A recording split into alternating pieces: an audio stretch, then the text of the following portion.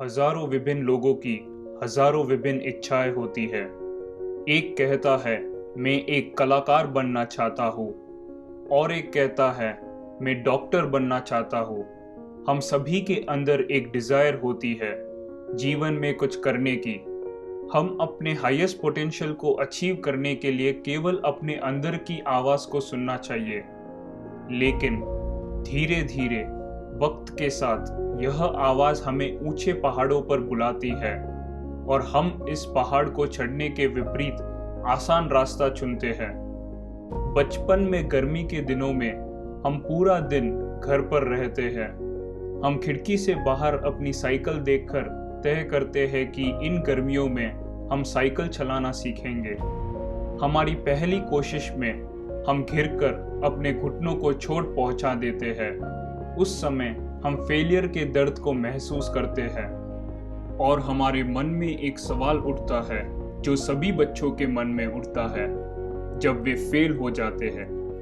क्या मैं इस डिजायर को अपने अंदर दबाकर इसे भूल जाऊं या मैं फिर से नई टेक्निक इस्तेमाल करके फिर से ट्राई करूं? हम फिर से ट्राई करते हैं और फिर से फेल हो जाते हैं।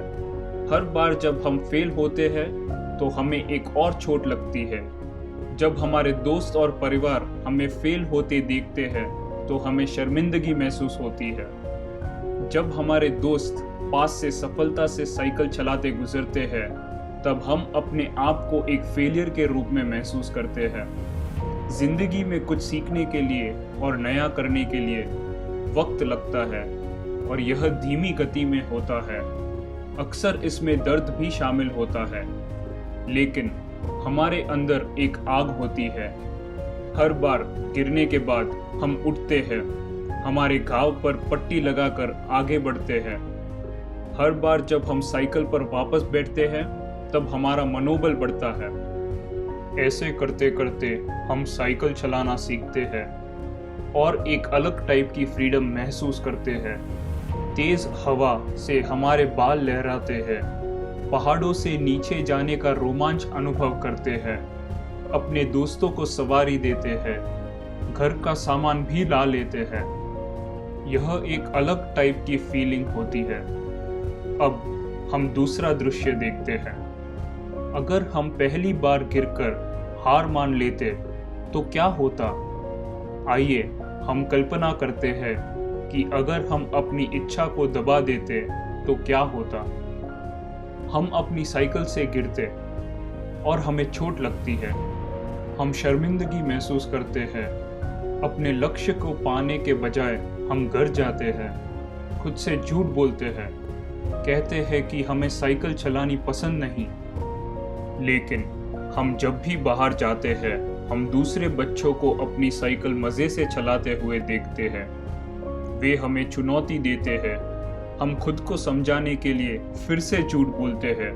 हम कहते हैं कि साइकिल चलाना खतरनाक है, इससे हमारा एक्सीडेंट भी हो सकता है। यह साइकिल स्मार्ट लोगों की चलाने की चीज़ नहीं है। हम खुद की शर्मिंदगी और असफलता को छुपाने के लिए इस झूठ का सहारा लेते हैं। खुद को तसल्ली देते हैं जो हम उचित भी मानते हैं। हर झूठ के साथ हम हमारे लक्ष्य से और दूर चले जाते हैं। पहाड़ की चोटी और ऊंची होती है और हम और छोटे हो जाते हैं।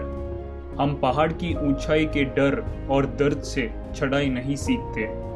फेल होने के शर्म और शर्मिंदगी से हम थम जाते हैं और हमारे आसपास जो यह चढ़ाई करते हैं हम उनको देखकर जलते हैं और उनके बारे में अपशब्द बोलते हैं।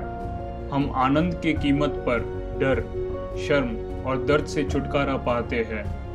यहाँ दूसरा दृश्य खत्म होता है। चलो दोस्तों, अब हम फिर से पहला दृश्य देखते हैं जहाँ हम कठिनाइयों से गुजरकर सीखते हैं। हम गिरते हैं, हमारे घुटने घिसते हैं, हम फेल होते हैं, लोग हमारे ऊपर हंसते हैं। हमें डर लगता है कि यह पहाड़ की चढ़ाई हमारी आखिरी चढ़ाई हो सकती है, लेकिन हम कभी खुद से नहीं भागते।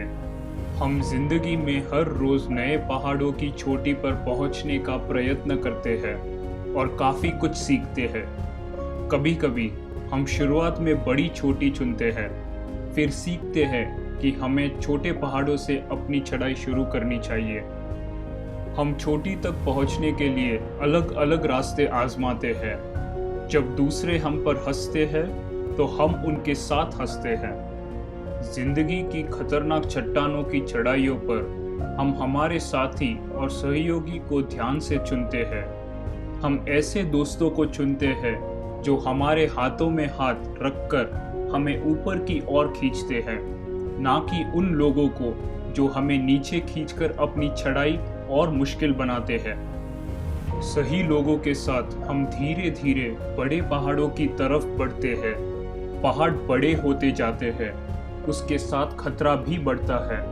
चढ़ाई के प्रयास में दर्द भी अधिक होता है, लेकिन इसके साथ हमारा सुख, ज्ञान और ताकत की संभावना भी बढ़ जाती है।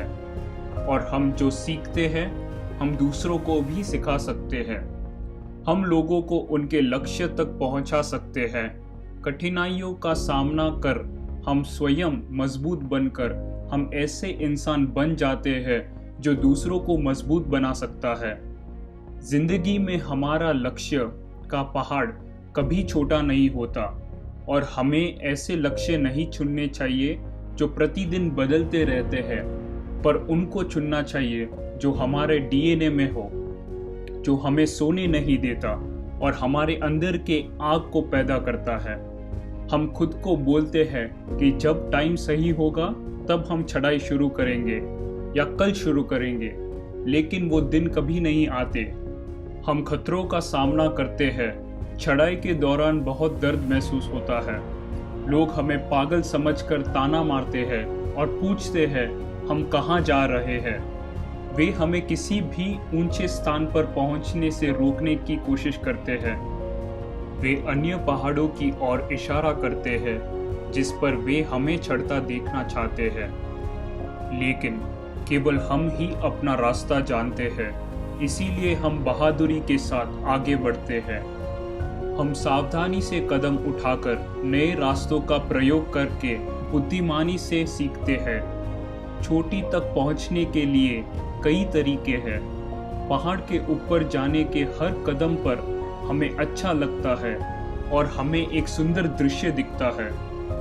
हम ज्ञान को ताकत में बदलकर उसे चट्टान तक पहुंचने में इस्तेमाल करते हैं और हमारे जीवन में आगे बढ़ना एक चट्टान की चढ़ाई से कम नहीं है दोस्तों। चढ़ते चढ़ते इसका आनंद लेना चाहिए और अंत में चोटी तक पहुंचने के बाद उससे सुंदर दृश्य और कुछ नहीं होता। यही जीवन जीने की कला है दोस्तों। सुनने के लिए शुक्रिया। जय हिंद, वंदे मातरम।